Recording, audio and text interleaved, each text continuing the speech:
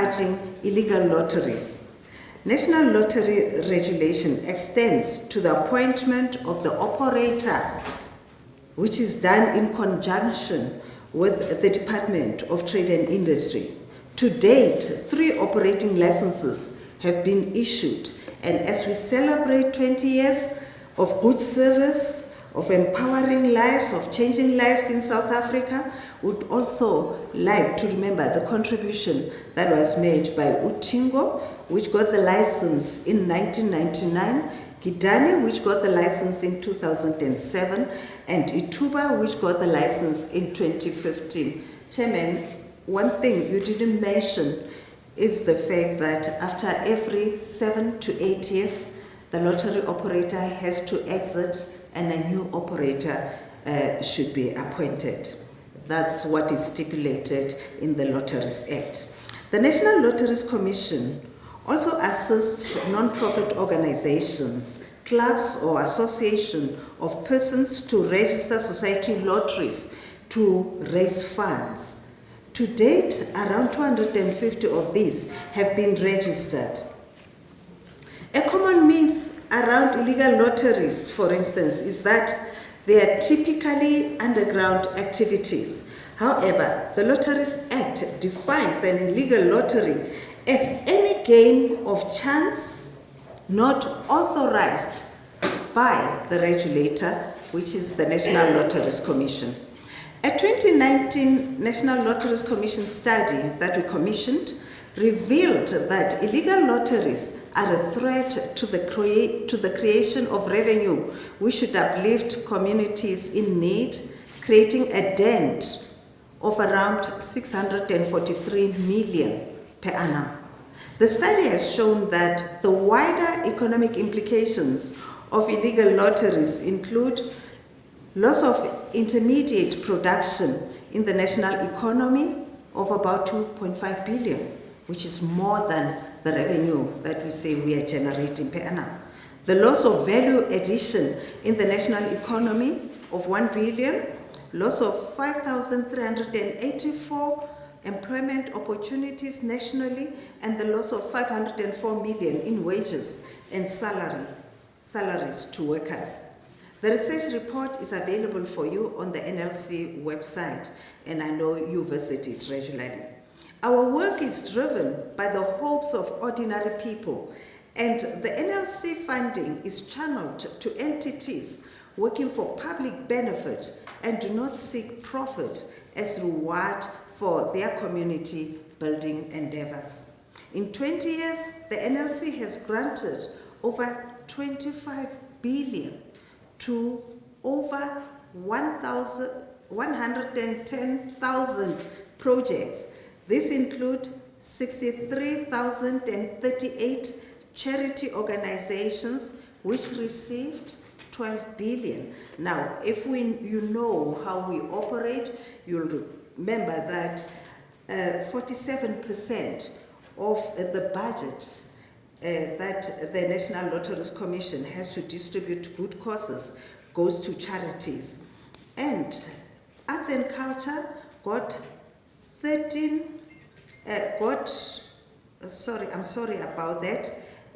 over 12 billion went to charities. 13,978 projects were funded in arts and culture to the tune of 6.4 billion. Almost 30,560 sports and recreation projects were funded to the tune of 6.5 billion, and around 700 million went to 2,467 miscellaneous projects. Our funding is split into 3 categories, which makes it possible for even small NPOs to access grants with minimal barriers to entry. These are small grants of about 500,000, medium grants which range from 500,000 to 5 million, and large grants from 5 million with more stringent application criteria to mitigate risk. Historically, we've received applications for funding that far exceed the available budget, a testament to the level of need in the country. Now, to ensure equitable distribution of funds, we set out focus areas for funding every financial year, which help to zoom in on national priorities, while an all-year open application system helps to ensure that there is no backlog and that we abide by the legislated 150-day turnaround time on applications. Distributing agencies in each sector, the experts tasked by the Minister with adjudicating and funding applications have been appointed on a full-time basis since 2016, except for sports and recreation, which is still pending. Their full-time appointment brings increased frequency of adjudication, also aiding in eliminating backlog. Looking back, one can bear testament to the work that has gone into improved governance, stronger measures to combat fraud and corruption, and robust monitoring and evaluation. We have taken services to the people through provincial offices and further spread within each province through workshops and stakeholder engagements that also serves as listening sessions to guide our strategies. Over time, we have refined operations to be relevant to those we serve. One of these methods is the introduction of proactive funding, which the Act has enabled us to implement. Since its introduction, we have been able to act with immediacy in response to drought, floods, and sanitation crisis, as opposed to waiting for external applications. Now, let me just touch on the issue of conflict of interest, because as you read some of the things written out there, you will think that this is an organization that doesn't have systems in place or controls. I think we've got to report that in the past 4 years, we've been receiving clean audits, including this financial year. And that's when our systems, our processes, and our controls really get to be scrutinized and tested. The NLC subscribes to a very strict policy of declaration of conflict of interest, and this includes all executives, all our employees. There are sophisticated equipment that we have in the organization that is used by the Secretariat to make sure that we don't have issues with matters pertaining to conflict of interest. The NLC has adequate controls in the management of grants in the organization, and there is clear separation of roles. The grants are adjudicated by distributing agencies who are appointed by the Minister, and they will tell you that they do their work without fear or favor. And the work they do does not include any manager or any executive in the organization. It doesn't include the chairman of the board either. We are unable to go much deeper with regards to this matter due to legal processes taking place. Otherwise, I will be citing examples about the current allegations that we're facing in terms of conflict of interest. Now, friends, we've been experiencing or facing some reputational damage with the articles that have been published. The ones where there's claim that the NLC is not distributing funds, especially in the area of proactive funding, in an equitable and very clear manner. Now, I think the chairman has spoken to you about that matter. I'm not able to go deep into that given the legal processes that unfolded since Thursday last week. We believe that we are an ethical organization that is run by professionals. We have a board of astute leaders, professionals themselves, with 2 accountants, 2 lawyers, 1 an advocate. We also have people with PhD in social sciences who are running the organization or providing leadership to the management team. And I can assure you that even in that management team, the least qualification there is an M degree, a master's degree. And we have in the organization 4 chartered accountants. So I'm just sharing this information with you without boasting so that you can understand the type of organization the NLC is. The organization is highly regulated. There is nothing, no movement we can do outside what is legislated. So we are appealing to you, and I think we've done that with most of our journalists. Many a times when they had questions, when they had concerns, they highlighted them to us during, a process of trying to find that information. And I must commend you, most of you have taken our explanations seriously and got to write properly about whatever problems you would have been investigating. We encourage you to continue to do that. We like it when you take interest in our projects, because then you become our ambassadors. You become the people who look after the public funds and make sure that they are properly utilized. Now, continuous improvement is our way of life in the organization. And just like we affirmed in 2015 during our rebranding, our commitment to social change remains undeterred. And we continue to protect the public through regulating lotteries. The NLC carries a colossal responsibility and calls upon stakeholders to rise and be of service to the disadvantaged, to help them shake free from deprivation. We allow inequalities if we allow inequalities that give momentum to the scourge of poverty to persist, we would have fallen short in making the ideals enshrined in our Constitution a reality. Thank you for listening to me.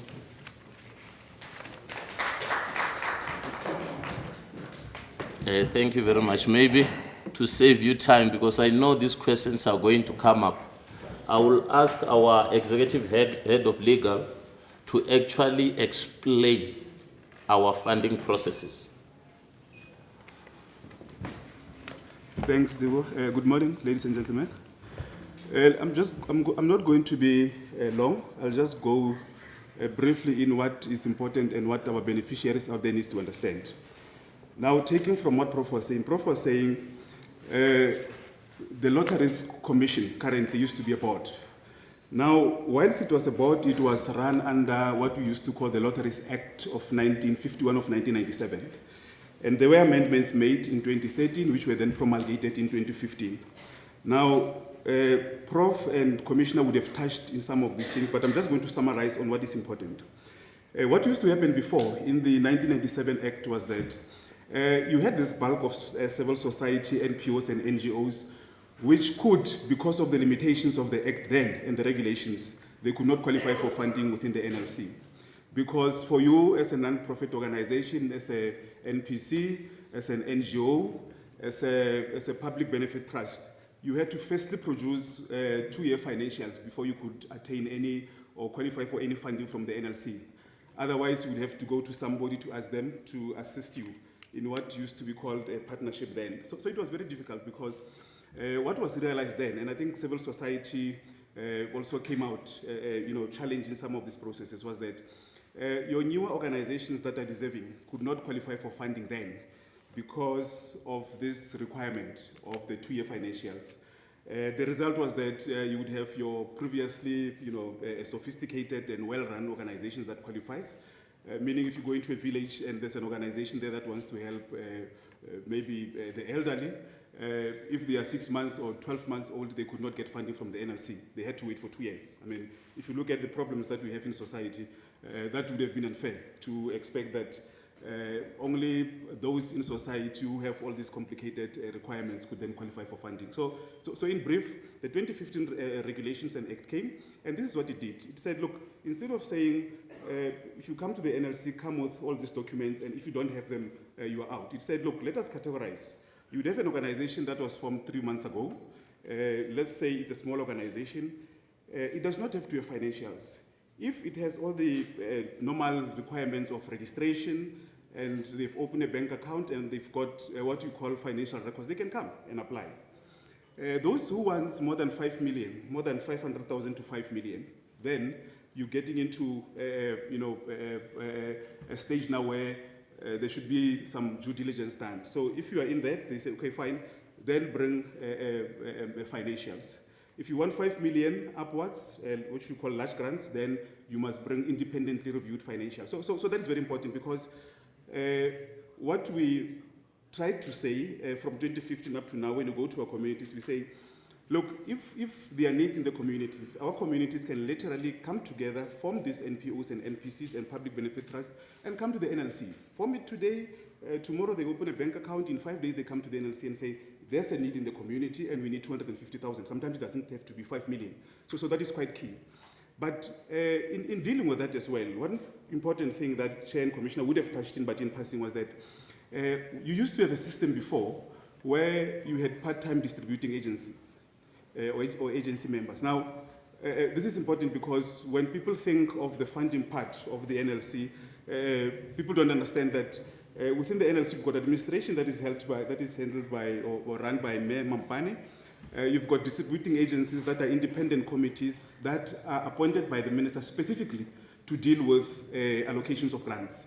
So nobody within the structure of the commission has a say in terms of who gets a grant or who does not get a grant. It is these committees. Now, these committees used to be part-time, in that in a month you'd find that they are able to have only 1 or 2 meetings, and that resulted obviously in a backlog where people would submit their applications and the application will take 2-3 years to be finalized. Now, Commissioner talked about the 150 days. What the regulations and the Act said is that once you submit your application, you are going to have your answer in 150 days, whether you are allocated or not. And full-time distributing agencies were then appointed, where they set every day their only responsibilities to look at all the requests for worthy good causes submitted by beneficiaries and fund those. So those are some of the important things.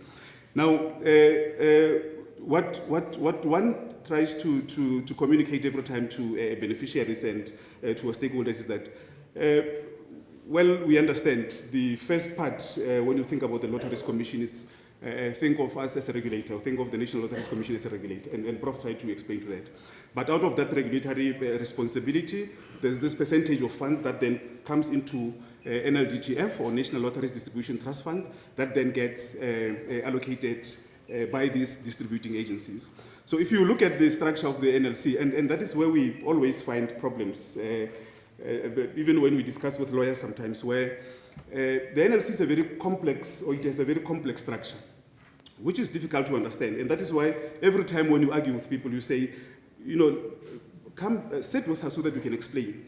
Because you've got the board on top, you've got the commission, you've got distributing agencies. Some people ask, but we heard about the participant trust, and we've got a trust somewhere there that is formed by the operator. Now, when decisions are taken within the NLC, and that is why you always have to contextualize the information that you get in the public. When decisions are made within the NLC on granting, or on whether to grant or not to grant, these decisions are not made by this entity, but they are made by these committees. Once these decisions are made by these committees, now the entity is there to provide what we call administrative support. So my job is there to advise, to provide support, and to say whether or not a particular application, if there is legal advice required, whether it has all the minimum requirements before it's presented before the DAs. Once that is done, the PEG goes to the DAs take a decision on whether or not to fund. Now, after funding, the money then flows into the beneficiary, what we call an NPO. It could be a public benefit trust. Once it is there, remember now you've funded a legal entity, which is by itself an organization, different from the NLC. Out of that, or from that point on, it is that legal entity, separate legal entity, that then goes out to find services to achieve its objective. For instance, you would fund an NPO to build a crash. Now, because it is funded to build a crash, it does not mean the NPO must be into construction or into building. All they have to do is that to get the money, look at what the NLC has approved, and get services, whether it's contractors, whether it's engineers, whether it's to ultimately achieve the purpose for the funding. And that is very important. So every time when we debate around these issues in terms of how decisions are made, and when you get questions to the NLC, you realize that there's a problem in understanding this structure, and it's quite important because without understanding that structure and how the NLC works, it is then easy to pass on information and say, look, you've got this board that does this. The board is there to give oversight. You've got the commissioner running the commission, assisting the distributing agencies with administrative work, but then you've got these entities that are independent that decides whether or not to give you 5 million or 2 million or not to give you. The role of the board then comes in terms of its oversight role as a review committee. When the DA decided not to grant you, you can then complain to the board. Then the committee of the board, which sits specially to deal with those reviews, will then sit and say, look, we don't agree with the DA. We think this organization deserves to get 2 million, and they'll make that decision, or they'll refer the matter back into the distributing agencies. Look, I probably talk too much. I think I'll take a lot of time, but all I was saying is that I think we have collective responsibility, or we have a collective responsibility, both as the NLC and as civil society and as those who inform the public, to go deeper into some of these structures and institutions, to understand how they are pegged, to understand their structure, so that when information goes, we are able to understand and either justify or explain better in terms of what would have been in the public domain at a particular point in time. Thanks, Mr. Thank you very much.